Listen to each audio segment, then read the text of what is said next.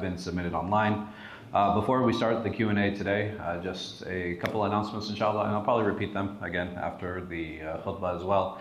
But tonight inshallah there will be Taraweeh.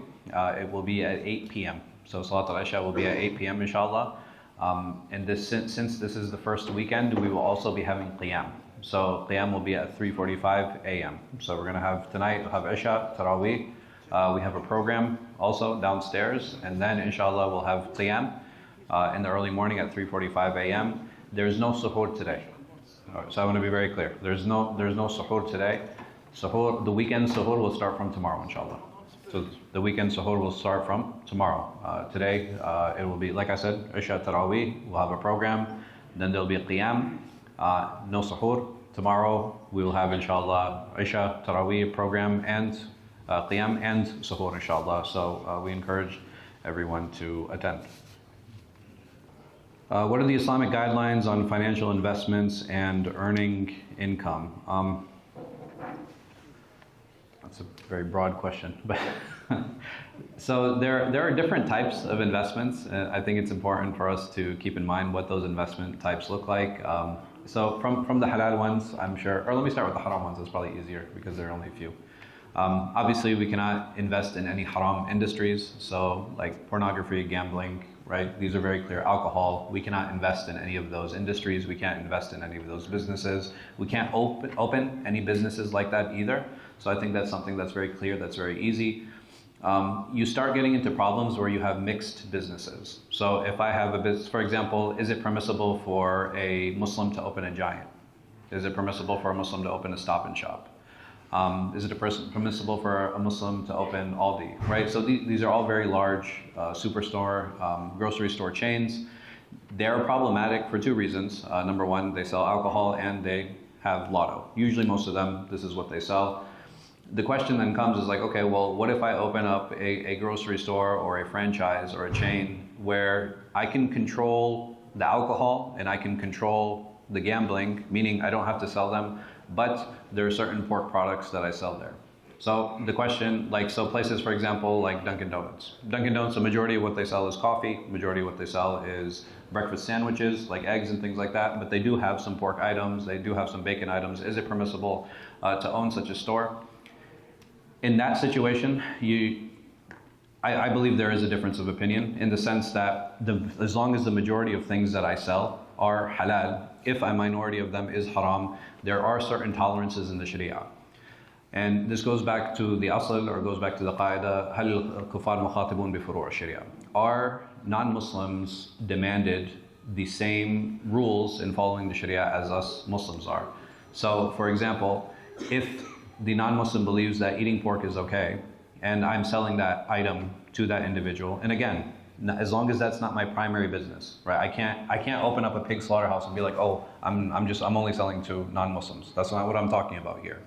I'm saying that I'm being imposed by the franchise, right? This is not, I can't actively choose. So if I open up my own independent store and I'm actively choosing to sell pork, then I'm accountable. I want to be very clear. If I'm actively choosing to do that, then I'm going to be held accountable. Like, what if it is being imposed on me? And some people argue, they say, well, you don't have to open that type of business, or you don't have to involve yourself in this. You're right, you don't have to make that choice, but the question here isn't about what is better and what's not. The question is like, okay, is it okay for me to open that type of business in the first place? And the reason that I say alcohol and lotto very specifically and categorically is because you can see the societal harms in those things. Allah subhanahu wa ta'ala very clearly talks about those things and the harms that they cause in society. Can I claim the same for pork? Right? Is it haram? Absolutely. Right? There's no doubt as Muslims we view these things that are haram, but if there are things that are imposed on us from franchises or from larger businesses, is it okay to involve ourselves in them? And like I said, I believe that as long as the majority of what I'm selling is permissible, then it is okay to involve yourself in that. Many scholars will say it is not permissible at all. Completely understandable. Why? Because pork is haram, therefore selling it is haram.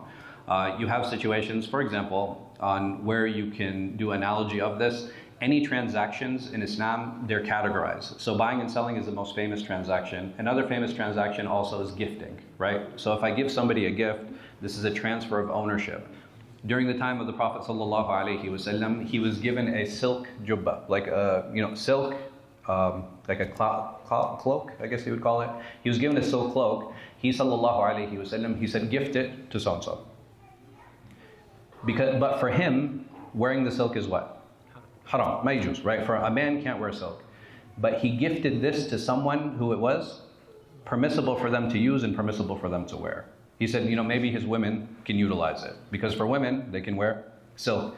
This is a transfer of ownership. And it's a transfer of ownership to people who it is permissible for them to utilize that. Someone might argue, okay, well in our Sharia, it's permissible for women to utilize silk. I completely understand that. And like I said, I think both arguments have valid discussion, and I think that is something that is valid for people to engage in.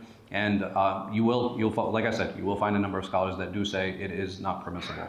The other type of things that we can invest in is cryptocurrency. This is something that has become very popular as of late. It depends on the cryptocurrency. So some of the more popular ones are like Bitcoin, Ethereum, Cardano, right? These are very famous, very popular ones. I would say anything that provides utility and provides value in the sense that I'm able to either transfer information and protect it through the blockchain, which is one of the purposes of cryptocurrency, or I'm able to transfer value from one place to another. Right now, if I want to transfer money from my bank to yours, I have to use what's called SWIFT. SWIFT is it's basically the overarching system that allows money to transfer from one bank to another. The problem that I would say many governments have with cryptocurrency is, guess what? It doesn't use that system at all. It completely bypasses it, and it's very fast. So depending on the cryptocurrency, like Solana, for example, is a very fast cryptocurrency. I can transfer money from one person to another within seconds. Bitcoin is a little bit slower, it takes a few minutes, but at the end of the day, because it's proposing this alternative system, this is why you have a number of governments that are against it. But if I am transferring value from one person to another, this is something that's completely halal. And not just that, what determines the value of that? Scarcity in the market, how powerful that blockchain is, right? What I believe has value. I'm saying even if I take out a dollar bill, what gives that dollar bill value? My belief, right? My belief that this dollar bill has value. It used to be based on gold, but now it's based off the GDP. There's a number of factors when we talk about dollars and yen, like fiat currency itself, and what gives it value. Well, I would argue that cryptocurrency adds additional value. And what is the value? The value is the safety, the transfer of that value, the security that's there. Blockchain has multiple uses to it. So if it is that store of value and that transfer of value, I believe it is permissible. There are certain types of coins that I believe are absolutely impermissible. Some of those coins are used strictly for gambling. So gambling tokens, these are haram, without doubt. Meme coins. Now meme coins, this is also a different type of gambling. These would also be haram.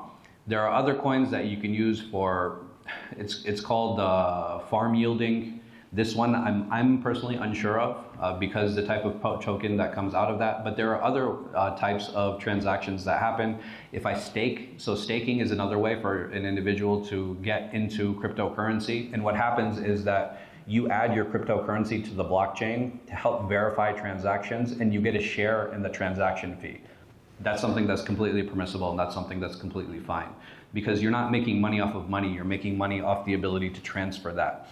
Same thing like Western Union. So if I transferred money from here to, for example, Bangladesh, and Western Union is charging me, right? That's a service that's there. It's the same thing that applies to the blockchain, and that's essentially how staking works. Other types of transactions are investment transactions, so real estate investment. That's something, obviously, it is theoretically, it is permissible. Are there some impermissible aspects of it? Yes, but overall, in general, I think it's a completely reasonable way for people to get involved. Inshallah, I'll try to talk about more transactions. They're just so many, and it's such a broad question that I've tried to do my best in covering some of them. I can also talk about different types of jobs, right? So sometimes there are jobs, like not just from a business owner perspective, like, okay, well, what if I'm a cashier?